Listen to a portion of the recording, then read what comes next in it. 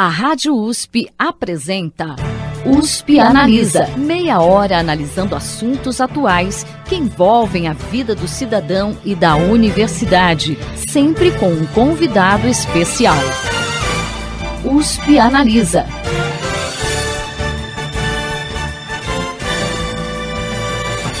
Há 8 anos, a ciência no Brasil vive uma situação crítica em virtude de cortes e contingenciamentos em seu orçamento. Muitos pesquisadores, inclusive, têm trocado os laboratórios brasileiros por outros países. Mas por que o investimento em ciência é tão importante para o desenvolvimento do país e que consequências a redução do orçamento para essa finalidade pode acabar trazendo? A gente segue conversando sobre esse assunto aqui no USP Analisa com o coordenador do Instituto de Estudos Avançados Polo Ribeirão Preto da USP, Antônio José da Costa Filho, e com o repórter especial da Superintendência de Comunicação Social da USP, Ayrton Escobar.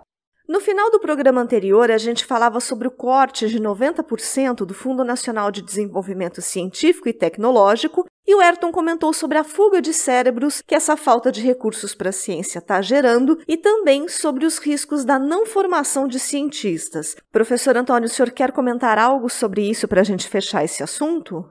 Para quem nos ouve, não é do meio aí científico e tudo, você pode perguntar, né? Não, mas para que eu quero isso, né? Para que eu quero essas pessoas formadas tão alta qualidade? Para que eu quero essa infraestrutura de laboratórios montada, assim, disponível? Aí a resposta é muito simples, né? Porque essa pandemia trouxe várias coisas negativas, mas mostrou claramente muitas coisas positivas, como a resposta rápida que se dá a um problema emergencial, como foi feito pela comunidade científica brasileira, mundial em geral e brasileira em particular, claro. Assim, as pessoas têm que ter ciência, aí vale a palavra usada como estar ciente, né? De que você não monta a infraestrutura e não forma as pessoas do dia para a noite. Então, a resposta da nossa comunidade científica foi rápida, não só no caso da Covid, mas lembra da Zika, e vamos falar de problemas relacionados à saúde, que estão bem na cara das pessoas, bem evidente, né? Isso aconteceu rapidamente porque havia este parque, não só de equipamentos, mas de pessoas qualificadas para lidar com esse problema nas suas mais variadas vertentes, desde os aspectos médicos, biológicos, físicos, químicos e humanos também, isso, né? O impacto emocional. Então, eu acho que a nossa comunidade teve um comportamento exemplar no trato com esta questão da pandemia, né? Que a população não se engane, né? Isso não seria possível não houvesse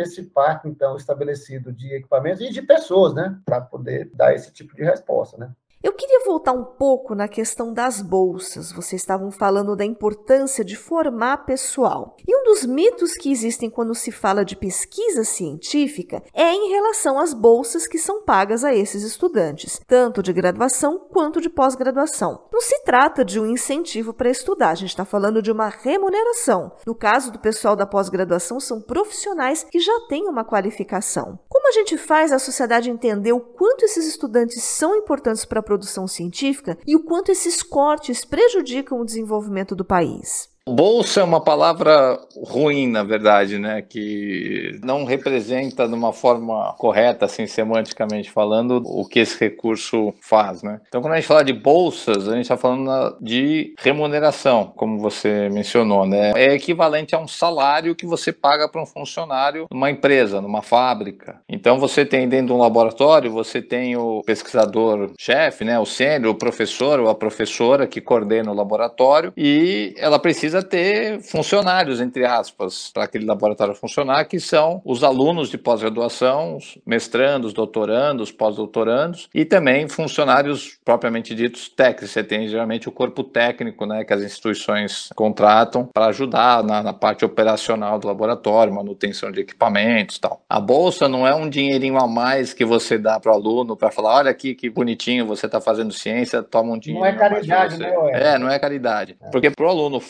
trabalhar com pesquisa, ele precisa estar todo dia no laboratório trabalhando naquela pesquisa. É um trabalho que lhe rende para aquele aluno também um diploma ao final do mestrado e do doutorado. Mas é um trabalho, né? Ele não é mais um estudante, ele não está na sala de aula ouvindo o professor dar uma aula, ele está no laboratório trabalhando, desenvolvendo, produzindo conhecimento, né? Ele é um funcionário da ciência. O Ayrton falou de um jeito aí que me lembrou uma história que eu acho que todo mundo que fez pós-graduação deve ter passado, e eu passei também com a minha mãe, o dia que ela estava no mestrado, doutorado, e ela perguntou e falou, mas meu filho, quando você vai parar de estudar e começar a trabalhar? Eu falei, você é o meu trabalho, né? Exatamente. E aí, para um jovem de 20 e poucos anos, para esse jovem passar o dia no laboratório fazendo pesquisa, se ele está no laboratório, ele não está em outro lugar trabalhando, recebendo um salário estrito sensu. Quer dizer, o trabalho dele é estar no laboratório, ele não pode ter 2 trabalhos, né? Então, a bolsa é o salário pelo trabalho de pesquisador que ele está realizando. Se você não tem a bolsa, você precisa pagar o seu aluguel de alguma forma. Então, em vez de ir para o laboratório fazer pesquisa de graça, você vai ter que procurar um emprego que te dê uma remuneração para você fazer supermercado e pagar a sua conta de luz e água no fim do mês, né? No caso dos alunos de pós-graduação, apesar de serem alunos, são de pós-graduação, ou seja, essas pessoas já são formadas num curso de graduação, tá? Então, é mão de obra já qualificada, né? Que talvez se fosse ganhar salário numa empresa, ganharia salários com certeza melhores do que as bolsas. Ainda mais que essas bolsas não recebem reajuste há muitos anos, né? Então, além de termos cortes na quantidade de bolsas, o valor pago não sofre reajuste, as bolsas das agências federais não sofrem reajuste já há algum tempo, né? Você tem um profissional formado, né, em cursos de graduação os mais diversos, em todas as áreas do conhecimento, e ganhando uma bolsa que tem pouca quantidade e cujo valor é defasado para ele desenvolver um trabalho que basicamente é de dedicação exclusiva. Então, você percebe que o cenário está longe de ser o ideal, né? Mas então quando a gente fala, se você corta bolsas, você está cortando ciência, porque não tem como fazer ciência sem alunos de pós-graduação, e aí aluno é outra palavra ruim nesse caso, né? Porque aluno, você pensa em alguém numa sala de aula, não é? Eles também têm aulas, mas eles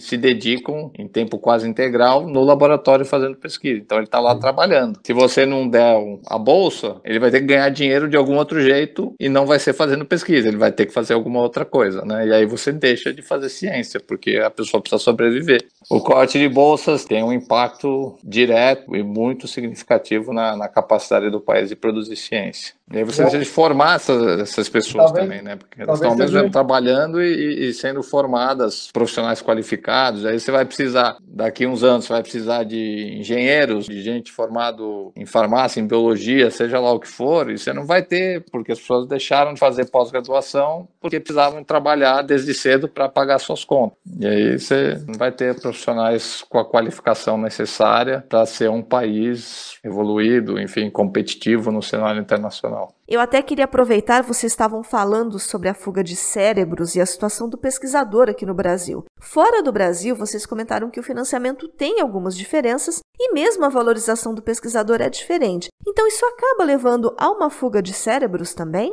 Tem uma semelhança essencial que a gente tocou no início da conversa, que é em qualquer país do mundo, o grosso da ciência é feita com financiamento público, né? Não existe desenvolvimento científico sem apoio do poder público. Dependendo do país, você tem uma complementação, um envolvimento maior ou menor da indústria, da iniciativa privada também, para pegar essa pesquisa que é feita com dinheiro público e transformar isso em tecnologias, de fato, colocar produtos no mercado, né?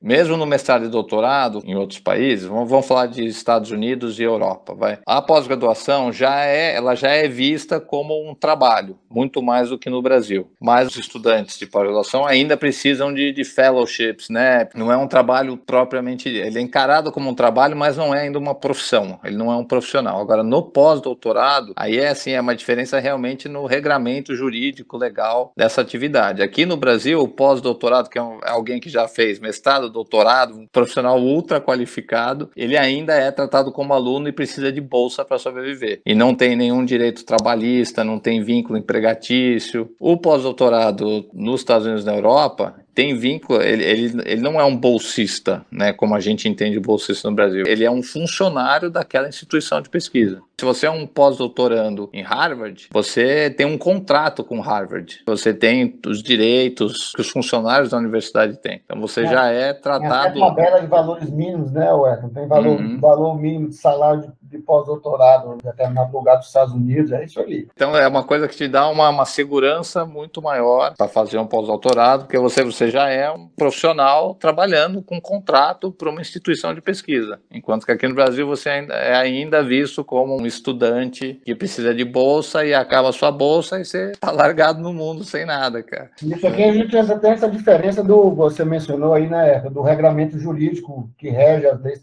trabalhistas, né? Então, nos países do primeiro mundo, eles têm essa facilidade também, que aqui nós não temos, né? Então, tudo que, em geral, as instituições de ensino e pesquisa no Brasil não querem é vincular os bolsistas, fazer com que a atividade do bolsista pareça que tem algum vínculo empregatício, porque isso pode gerar uma série de problemas com a situação trabalhista. E essa é outra dificuldade que a gente tem aqui para manter as pessoas, né? Então, você veja que a manutenção de pessoal, que é essencial, porque, obviamente, sem as pessoas a gente não faz nada, encontra dificuldades em todos os lados, né? Tá certo? Em todos os lados. E aí, quando a gente está num momento de crise, de corte de recursos, isso só se soma com as dificuldades já existentes, né? Então, a gente tem que lembrar que o Elton falou bem, né? O cientista é um profissional altamente qualificado, é um ser humano que precisa de dinheiro para sobreviver e não está fazendo aquilo simplesmente por amor e paixão. Muitas vezes tá? Mas, assim, a gente precisa, né? Isso é bom para qualquer profissão, né? O aluno de pós-graduação, ele não está ali nas horas vagas, quando sobra um tempinho, vai no laboratório e faz uma pesquisa. Não, aquilo é a profissão dele. O trabalho dele é fazer pesquisa. Em relação à valorização que você vê nos países do primeiro mundo, né? Em momentos de graves crises, o investimento em ciência e tecnologia aumenta, né? Então, nós aqui estamos indo na contramão disso, pelo menos 8 anos para cá. Em 2013, acho que foi o pico, né?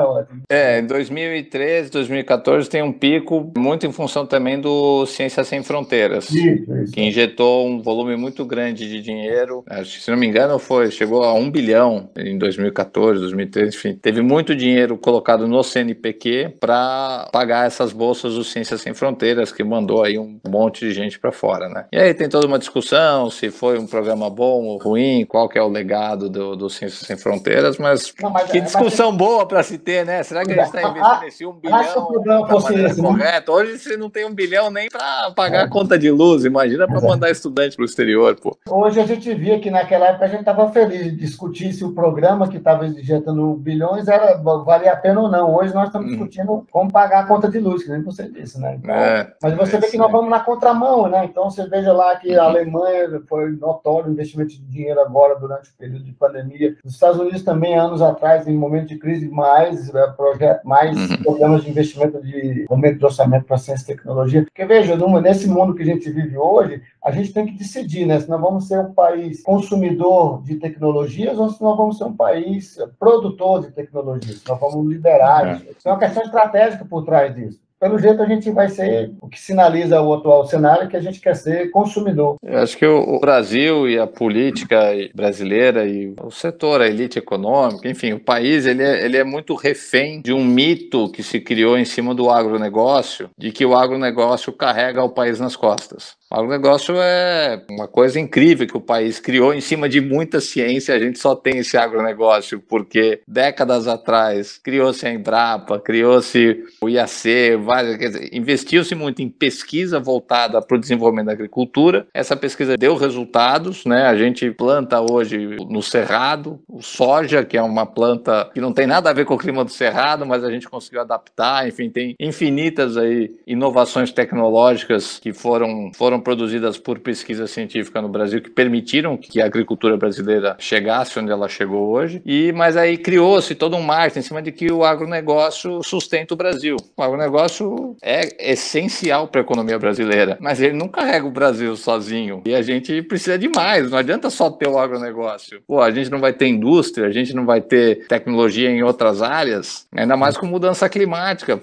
Nas próximas décadas, a agricultura brasileira pode sofrer perdas imensas em função das mudanças climáticas. E aí, se a gente só tem o agronegócio para bancar o país, vai quebrar. Então, a gente não pode só depender só do agronegócio para o mundo inteiro. E o agronegócio precisa de muita ciência, muita pesquisa também. O agronegócio é um grande beneficiário dos desenvolvimentos científicos e tecnológicos, né? Você colocou muito bem. E se você olhar o orçamento da Embrapa, também está quebrada, sabe? Não é nem assim que tiramos dinheiro de tudo, mas pelo menos da Embrapa a gente vai manter, porque o agronegócio é a joia do Brasil. Não, nem a Embrapa está sendo poupada desses cortes orçamentários, e essa conta vai chegar também para o agronegócio num futuro não muito distante. A gente não tem nenhum plano estratégico. Na verdade, acho que a gente está sem plano, né? Teve uma desindustrialização enorme do Brasil, né, nas últimas décadas. Então, você vê ver na vacina, né? Que a gente não tinha indústria capaz de produzir o IFA, né? O princípio ativo da vacina aqui no Brasil. Aí teve todo aquele atraso para trazer da China, mesmo o Butantan, né? Com todo o seu protagonismo e sua excelência científica em vários aspectos, não conseguia, né? O IFA tinha que vir da China ou da Índia, a Fiocruz, mesma coisa. Sabe, pô, cadê a indústria brasileira para assumir essa responsabilidade? Não tem.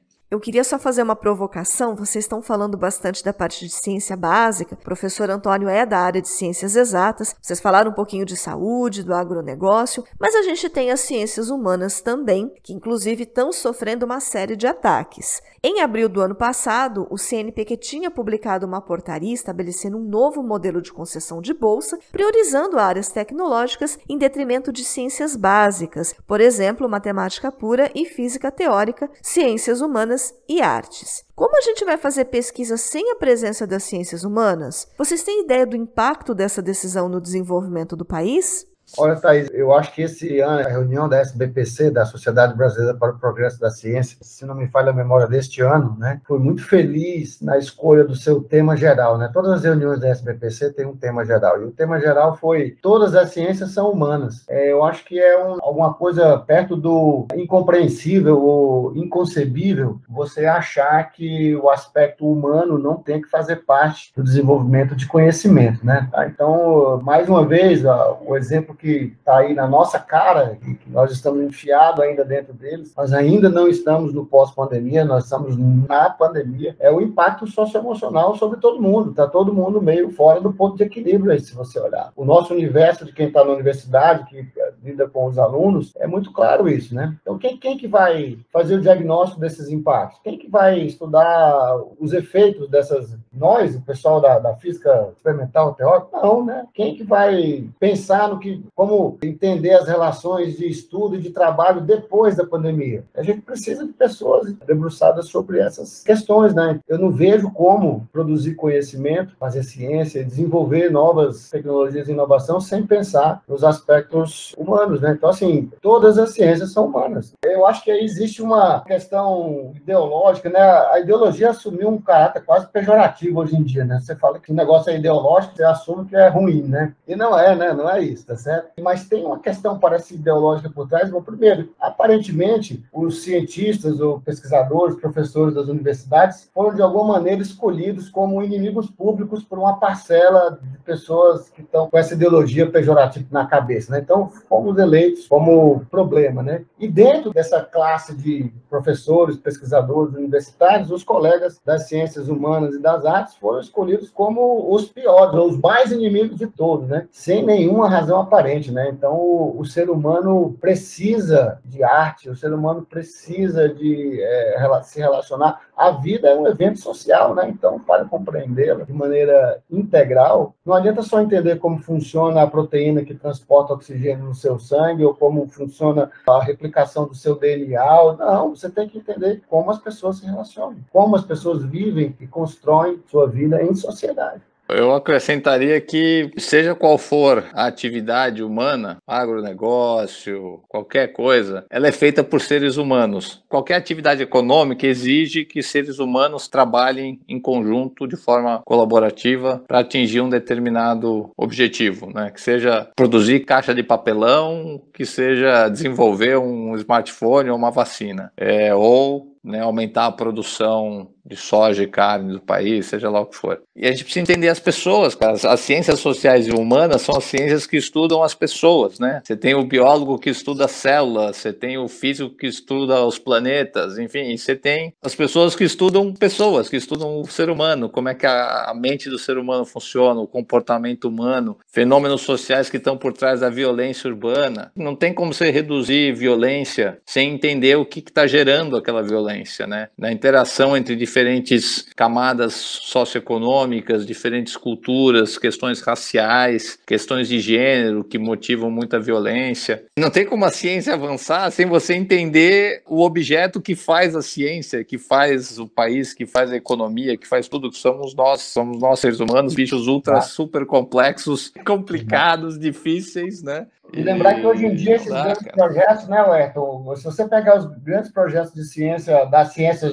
chamada ciência dura aí, que a gente falou no começo, né, pega lá o acelerador de partícula, ou pega lá, todos esses projetos de grande porte em ciência são projetos que envolvem grupos enormes de pessoas. E essas pessoas precisam se relacionar para que o projeto Então, é isso, né? Então, desde a pessoa que está lá na rua, a minha mãe, a sua mãe, seu parente, seu namorado, até o próprio cientista, né? A gente tem Eu não consigo entender, a menos de uma motivação baseada em hipóteses absolutamente equivocadas, para você tomar atitudes como essa de cortar financiamento, ou achar que isso realmente gera algum bem, você cortar financiamento para o desenvolvimento de conhecimento na área de ciências sociais e humanas, arte, não dá para entender. Mesmo na vacinação, né, toda a preocupação de incentivar as pessoas a se vacinarem e tal. Cara, como é que você entende por que uma parcela da população talvez não queira se vacinar?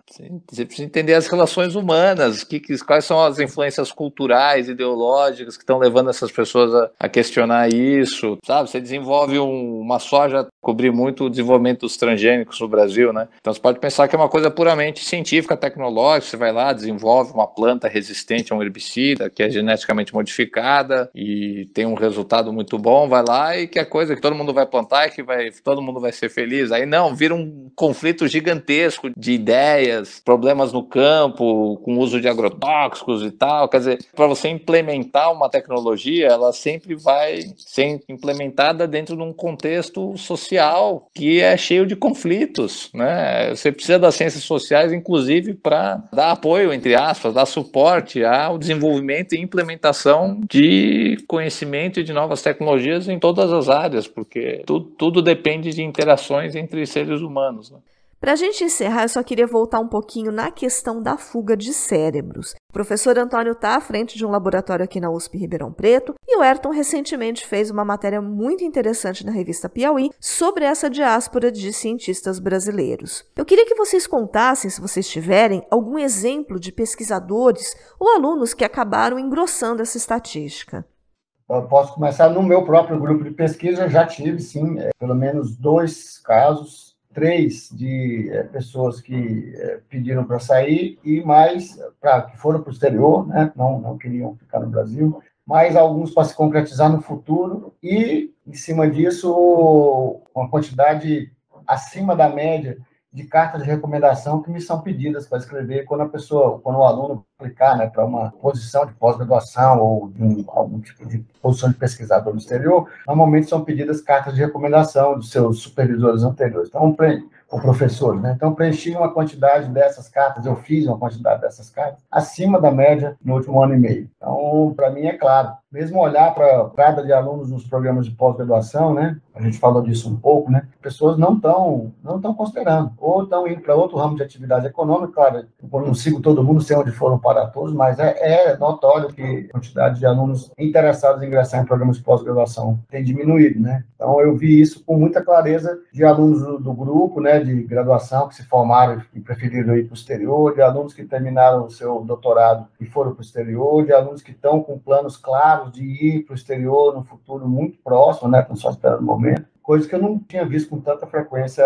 há 5 anos atrás, ou 10 anos atrás. E eu estou falando só dos alunos, não estou falando nem de outros docentes ou outros pesquisadores que já tinham posições estáveis, não sei mais, posições de ser líder de um grupo de pesquisa no Brasil, que também optaram por dizer, olha, chega desse negócio, não aguento mais, né? Não dá para trabalhar e fazer ciência nesse cenário de cortes e de tanta incerteza, né? É só corroborar o que você falou. Assim, como jornalista, eu estou todo dia conversando com cientistas, não só da USP, de São Paulo, do Brasil todo, né? Estou nessa aí há mais de 20 anos. E é uma coisa que você sente, né? Acho que nem vale a pena citar um ou outro caso específico de tal pessoa, assim. É uma coisa que você sente que tá na cabeça de todo mundo. Você vê os jovens muito desestimulados, buscando oportunidades lá fora, porque não encontram oportunidades aqui. E você fala assim, ainda tem bastante bolsa.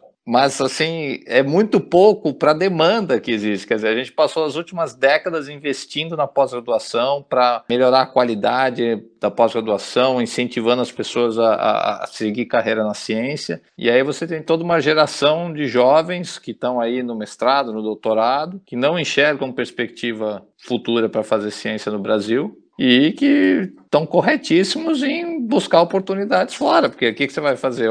Você investiu os últimos 10 anos da sua vida em se qualificar para ser um cientista. E aí, de repente, você olha para o futuro do seu país e vê que a ciência está sendo desmontada. O que você faz? Acho que as pessoas estão mais do que justificadas em buscar oportunidades lá fora. Se o Brasil não dá oportunidade, outros países vão dar, que valorizam a ciência, valorizam pessoas bem formadas, qualificadas, sabem o valor que um profissional desse tem para o desenvolvimento do país. Então as pessoas vão onde elas são queridas, né? Ninguém quer morar num lugar onde você não é desejado, não é valorizado. A gente fala que países do primeiro mundo valorizam, não é de você achar que lá o cara vai ser tratado como um rei. Não, veja, o cientista, ou o fazer ciência, em nenhum país do mundo eu acho que seja o ramo de atividade econômica que é o mais lucrativo, onde que as pessoas ficam ricas, ou é o mais conhecido, ou é o mais popular, nenhum, né? Tá certo? Então, o cientista não é nunca o cara, né? O famoso ou o milionário, não é esse, em nenhum lugar do mundo.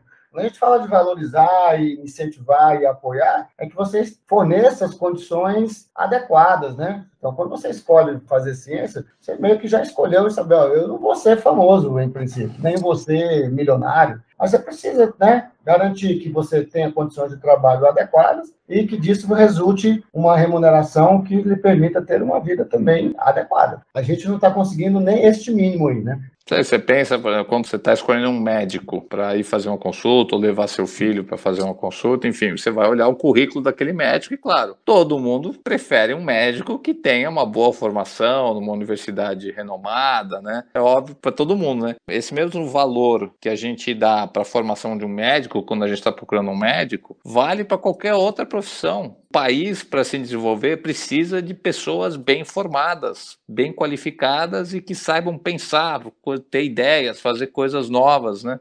Se você destrói a ciência, destrói as universidades, você não consegue formar pessoas desse tipo, né? Se o plano do governo é incentivar as pessoas só a fazer um ensino técnico, eu acho que é super válido, né? A pessoa tem lá a oportunidade de aprender alguma coisa para conseguir um emprego, perfeito, mas para um país se desenvolver, a gente precisa de mais do que isso, né? Precisa de pessoas capazes de pensar coisas que não existem ainda. Mas é tão óbvio para nós, né? É até difícil de escrever, porque é tão óbvio que você precisa investir na formação de boas profissionais bem formados. Inacreditável. Uma coisa que eu ouvi recente só, viu, Ayrton e Thaís, é que tem que dar um jeito da gente terminar essa nossa conversa de maneira mais positiva, é que a gente não pode ser muito negativo, principalmente na frente dos jovens, tá? Eu tento fazer dessa forma, mas óbvio que você não pode ser um otimista panglossiano, assim, um cara que... Iludido. Como dizia o Ariano Suassuna, né? Ele dizia assim, olha, o otimista é um tolo, o pessimista é um chato. Então, eu sou, assim, um realista esperançoso, tá certo? Então, cara, eu acho que é meio que por aí, né? Então, para a gente não ficar também muito apenas no lado, né, de negativo. Claro, né? As crises vão e vêm, né? Essa também irá, eu acho. Essa também passará. Vai deixar uma terra arrasada para trás, mas vamos reconstruir. E eu acho assim, quem é apaixonado por ciência, quer fazer ciência, vai encarar, vai dar um jeito, nem que vá embora, mas volte para o Brasil daqui a algum tempo. Eu tenho esperança também de que as coisas vão voltar, o cenário vai voltar a ser positivo aqui no Brasil. Mas tem que reconhecer a situação atual, até para a gente poder reverter o quadro, né? E realmente tá bem difícil, tá bem complicado. Bom, então sejamos todos realistas, esperançosos em relação à nossa ciência brasileira, para encerrar o USP Analisa de hoje. Eu conversei com o coordenador do Instituto de Estudos Avançados, Polo Ribeirão Preto da USP, Antônio José da Costa Filho, e com o repórter especial da Superintendência de Comunicação Social da USP, Ayrton Escobar. Nossa discussão girou em torno do financiamento da ciência no Brasil e também da importância dela para o desenvolvimento do país. Muito obrigada pela participação de vocês aqui conosco. Obrigado, Thaís. Obrigado, Antônio. Obrigado, Até a próxima. O USP Analisa de hoje fica por aqui. Até a próxima semana. Você ouviu USP Analisa, um programa da Rádio USP Ribeirão em parceria com o IEA, Instituto de Estudos Avançados, Polo Ribeirão Preto. Produção do Serviço de Comunicação Social da USP e do IEA. Coordenação, Rosimeire Talamone. Apresentação, Thaís Cardoso.